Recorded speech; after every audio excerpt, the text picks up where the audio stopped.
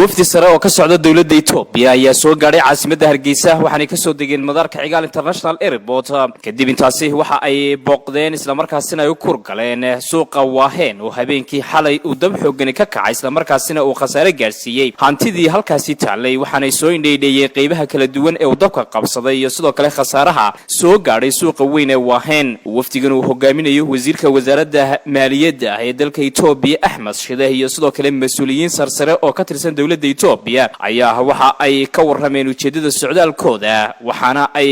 halkaasi ka sheegeen kaalinta ay ka qaadanayaan khasaaraha soo gaaray suuqa weyn ee caasimadda Hargeysa ee Waaheen xalay markaa maqalay dhibaatada markay bilaabanayay isla markiiba dawlad ahaan baanu information isweydaarsanay gurmad degdeg ah waxa ugu dhawaa deegaanka Soomaalida marka madaxweynaha deegaanka Soomaalida iyo xubnaha kaabinetka deegaanka Soomaalida ayaa gurmad ahaan u yimid xaganba booyado soo diray taasi waxaan dawlad federaal ahaan iyo dawlad deegaan ahaanba mid la isla ogaabay ahayd xilli la kala hurday oo dadkoo dhan ay seexdeen bay yaraskeed markaa maqlaynay marka isla subaxina ra'iisul wuxuu yiri degdeg u taga oo shacabka xaaladiisa soo eega inaad in kala qaybsano baan u nimid murugada dhacday dhibaatada dhacday aad iyo aad baan uga xunnahay sidoo ra'iisul sheegayba wixii taageera walaaltinimo ah xaq la isku leeyahay mar walba diyaar baan u lahayn inaan garab istaagno shacabka Soomaaliland gaar ahaan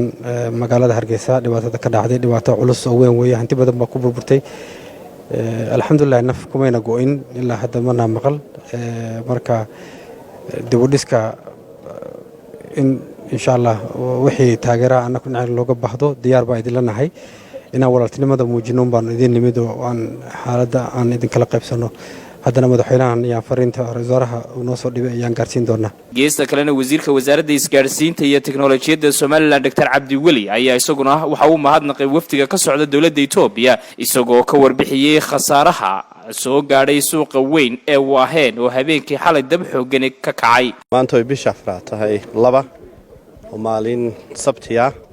xalay waxa halkan ka dhacay dab khasaare weyn gaarsiiyay oo run ahaantii ilaa imika uu raadkiisa sii muuqdo dawladdan walaalahanahay Itoobiya wafdi culus bay soo dirtay oo hogaaminaya wasiirka maaliyadda wasiir Ahmed Shide iyo wasiirkii transportka iyo sidoo kale madaxii hay'adda maritime-ka kulley waa wafdi tusiyay walaalnimo iyo in ay inagala qayb qaataan wax ka qabashada culayskan waan arkaynay kulley kelmadii uu ra'iisul wasaaruhu dhigay bartiisa baraha bulshada mudane wasiir halkan dabka xalay wuxuu ka bilaabmay 8 habeenimo ilaa imika inaga arkayna inuu qiiq socdo suuqii ugu weynaaye waxaa Soomaaliland isugu jira bacadlayaal isugu jira bagaash sidoo kale waxaa ka mid ahaa waxyaabaha ku jira taayiraha ka mid ahaa markaas suuq nooc walba leh waxa shalay jimcay ahayd dad badan aad uma shaqeynayeen rabadaanta loo diyaar garoobayay